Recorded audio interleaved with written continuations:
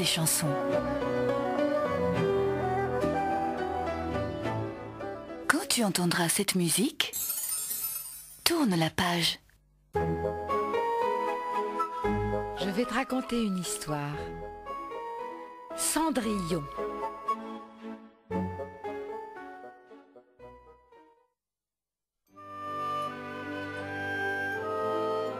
Il était une fois, dans un grand royaume, un gentilhomme qui vivait heureux, entouré de sa femme, douce et bonne, et de sa jolie petite fille.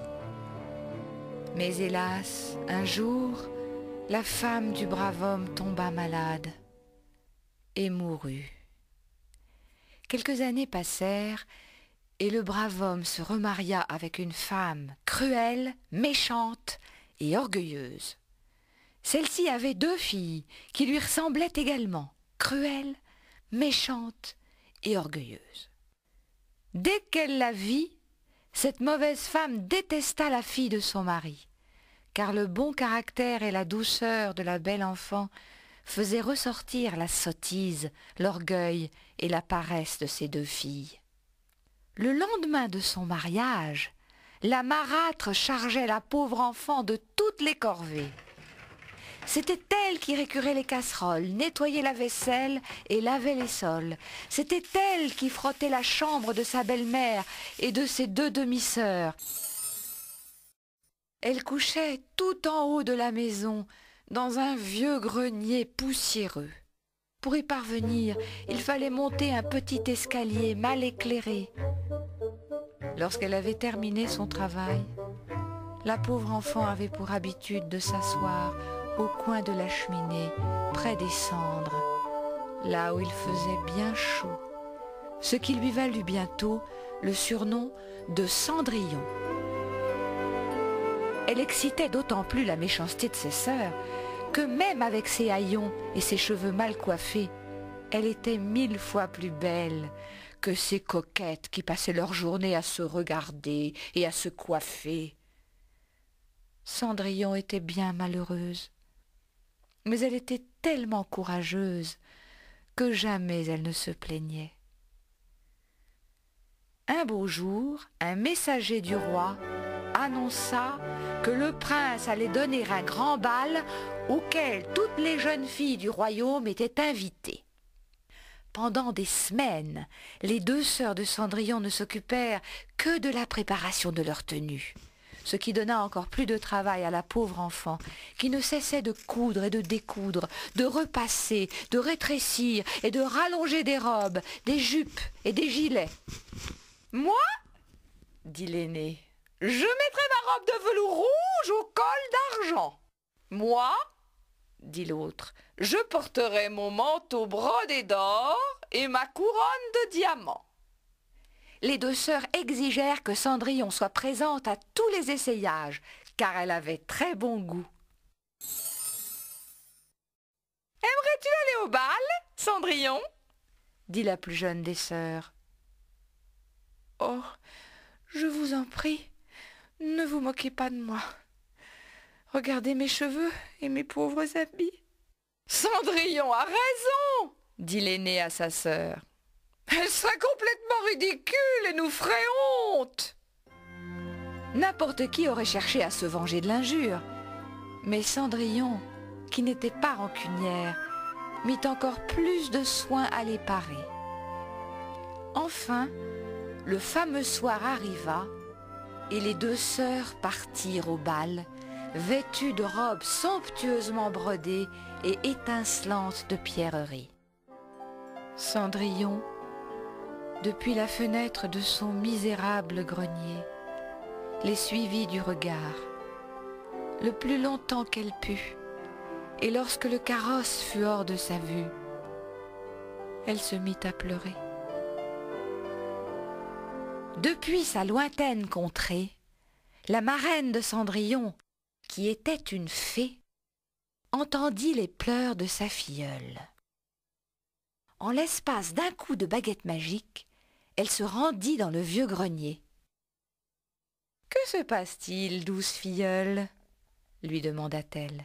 « Oh, marraine, j'aimerais tellement aller répondit Cendrillon en larmes. « Eh bien, tu iras à ce bal, et tu seras la plus belle. Va dans le jardin me chercher une citrouille. » Bien que fort surprise par cette demande, Cendrillon alla cueillir une grosse citrouille. D'un coup de baguette magique, la fée la transforma en un magnifique carrosse doré. « À présent, bel enfant, il me faut un rat et des souris. » Cendrillon rapporta de la souricière un gros rat et 6 jolies souris. D'un coup de baguette magique, la fée transforma les souris en 6 beaux chevaux d'un beau gris souris pommelé, et le gros rat en un élégant cocher. « Retourne dans le jardin. Derrière l'arrosoir, tu trouveras 6 lézards aux belles couleurs. Rapporte-les-moi, dit la fée. » Et lorsque Cendrillon revint, la fée, sa marraine, transforma les reptiles en laquais aux gestes habiles. « Te voilà paré pour aller à la fête, dit la fée en contemplant fièrement l'attelage. Je ne voudrais pas abuser de ta gentillesse, chère marraine, mais habillée comme je le suis, j'ai l'air d'une pauvresse. » « Où avais-je la tête ?» s'écria la bonne fée, et d'un coup de baguette magique, elle transforma Cendrillon en la plus ravissante des princesses. Sa vieille chemise trouée devint une robe de soie toute dorée, qui scintillait de 1000 feux. Ses cheveux se relevèrent en une élégante coiffure de boucles et de tresses enlacées. La fée donna ensuite à Cendrillon une paire de pantoufles de verre qui épousaient à merveille la forme de ses jolis petits pieds. Mais la fée, sa marraine, lui dit : « Prends bien garde, Cendrillon, il y a une chose que tu ne dois pas oublier. Il faut qu'avant le 12e coup de minuit, tu sois rentré du bal, sinon ton carrosse redeviendra citrouille, tes chevaux des souris, ton cocher un rat et tes laquais des lézards. Passé minuit, tes magnifiques habits redeviendront ceux que tu portais aujourd'hui, de tristes haillons. » Le cœur plein de reconnaissance, la belle Cendrillon promit à sa marraine de lui obéir et déclara qu'à minuit sonné, elle serait de retour. Puis, elle monta gracieusement dans son carrosse, qui disparut dans la nuit. Lorsque Cendrillon pénétra dans la salle de bal, il se fit un grand silence. Les violons se turent, les conversations s'arrêtèrent. Tous contemplaient, muets d'admiration, l'éblouissante beauté de cet inconnu. Le prince lui-même la pria de s'asseoir à la place d'honneur, mais il ne parvint pas à prononcer la moindre parole, tant il était charmé. Il l'invita à danser, et Cendrillon dansa avec tant de grâce qu'on l'admira encore davantage. Puis elle alla saluer fort poliment ses sœurs qui ne la reconnurent pas. Soudain, Cendrillon entendit sonner les 11 coups de 11 heures. Elle fit aussitôt une gracieuse révérence et s'en fut aussi vite qu'elle put. Aussitôt arrivée, elle se rendit auprès de la bonne fée, sa marraine. « Comment vous remercier, chère marraine? Je viens de vivre le plus beau moment de ma vie, mais j'ai une autre requête à vous faire. Le prince m'a invitée au second bal qu'il donne demain soir. » La bonne fée allait répliquer quand les 2 sœurs frappèrent à la porte. Cendrillon alla leur ouvrir en se frottant les yeux, comme si elle se réveillait. « Oh, que vous rentrez tard, mes sœurs !» dit-elle en s'étirant. « C'était tellement amusant !» dit la cadette. « Il est venu une princesse inconnue qui nous a fait beaucoup d'amabilité. Elle a immédiatement remarqué que nous étions des gens qu'il faut fréquenter. » « Personne ne connaît son nom, » reprit l'aînée. On dit que le prince donnerait tout ce qu'il possède pour savoir qui elle est. » Cendrillon sourit et lui dit « S'il vous plaît, ma sœur, prêtez-moi votre vieille robe jaune pour que demain j'aille au bal voir la belle princesse. » « Comment? Toi? Au bal? Mais tu es folle !» s'écria l'une. « Enfin, tu serais complètement ridicule. Tu nous ferais honte !» renchérit l'autre. Et tout en ricanant, les deux pestes allèrent se coucher. Le lendemain soir, la fée renouvela ses prodiges à l'aide de sa baguette magique. Elle transforma une citrouille en carrosse, des souris en chevaux, un rat en cocher, des lézards en laquais. Elle mit cependant plus de temps que la veille à fabriquer la tenue de Cendrillon. « Il faut que tu sois encore plus belle qu'hier, » dit la fée. « À la place d'un chignon, tu porteras les cheveux dénoués. Ta robe ne sera faite que de voiles et de dentelles. Quant à tes chaussures, elles resteront les mêmes. Ces pantoufles de verre sont vraiment réussies. » Et Cendrillon partit au bal, vêtue comme une reine. Sur les marches du palais, le prince attendait avec impatience la belle inconnue. Quand il la vit arriver, il crut rêver. Elle était encore plus belle que dans son souvenir. Il prit délicatement la main de Cendrillon dans la sienne. Et tous deux se mirent à danser, à tourner, à virevolter les yeux dans les yeux, sans jamais se quitter. Cendrillon s'amusait tellement qu'elle n'entendit pas sonner 11 heures, ni même 11h30. Au dernier coup de minuit, affolée, elle s'arracha des bras du prince et s'enfuit aussi légèrement que l'aurait fait une biche.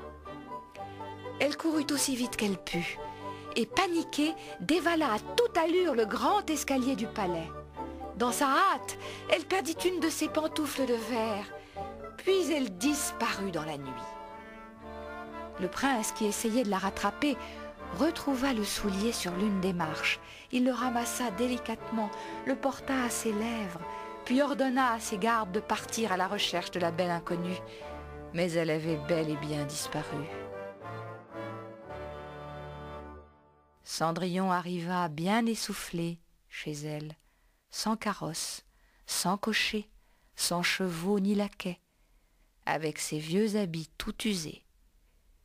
Il ne lui restait plus de cette magnifique soirée qu'une petite pantoufle de verre. Quand ses deux sœurs rentrèrent du bal, Cendrillon fit semblant de se réveiller et leur demanda si elles avaient vu la belle princesse. « Elle est bienvenue, » dit l'aînée, « mais elle s'est enfuie comme une malle élevée quand le 12e coup de minuit a sonné. »« Elle s'est enfuie si vite, » reprit la cadette, « qu'elle a perdu une de ses pantoufles de verre.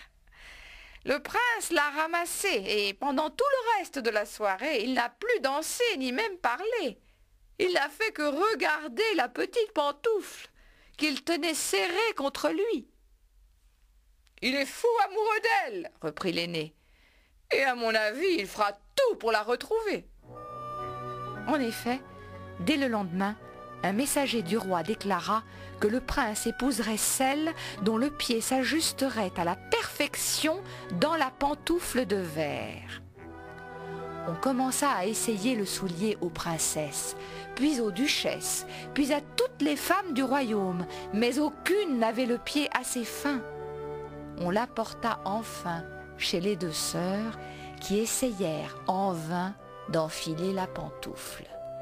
« À votre tour, mademoiselle, » dit le messager en se tournant vers Cendrillon. « Vous plaisantez » s'écrièrent les deux sœurs en éclatant d'un rire mauvais. Mais Cendrillon n'est qu'une souillon. »« J'ai ordre de faire essayer le soulier à toutes les femmes du royaume, » répliqua le messager. Puis il s'agenouilla devant Cendrillon et lui présenta la pantoufle. La jeune fille y glissa le pied, Le soulier s'ajustait parfaitement. Cendrillon sortit alors de sa poche l'autre pantoufle et l'enfila devant ses sœurs, stupéfaites. C'est alors que la fée apparut, et d'un coup de baguette magique, elle transforma les vilains habits de Cendrillon en une robe encore plus belle que les précédentes. Alors les deux sœurs reconnurent la belle princesse qu'elles avaient vue au bal, et se jetèrent à ses genoux en lui demandant pardon. Cendrillon les releva, les embrassa, et leur dit qu'elle leur pardonnait de tout son cœur. On conduisit Cendrillon chez le prince, qui reconnut immédiatement sa belle inconnue. Il la trouva plus belle que jamais, la serra dans ses bras, et lui jura de l'aimer pour toujours. Il l'épousa, et ils eurent beaucoup d'enfants. Cendrillon, qui était aussi belle que bonne, fit loger ses deux sœurs au palais et les maria dans l'année à deux grands seigneurs de la cour.